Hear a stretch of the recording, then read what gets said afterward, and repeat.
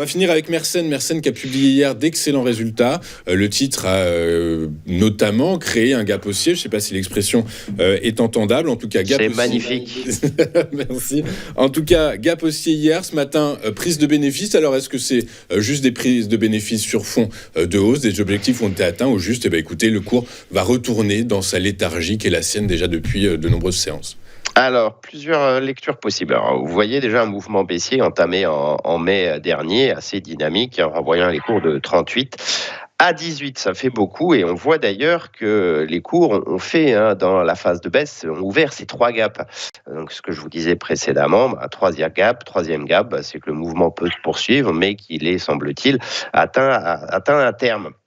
Et ce terme, c'est comme a commencé à se former en novembre, de novembre à février, avec une base de fondation. C'est une consolidation à plat et c'est une base de fondation parce qu'il y a eu cette accélération et ce gap haussier d'hier. On en sort donc par le haut, ce qui signifie que le mouvement, d'une certaine façon baissier, est digéré et qu'on entame au moins une phase de reprise à court terme. Alors, phase de reprise, quelle serait sa cible? C'est aller chercher le troisième gap et la résistance à 25,40.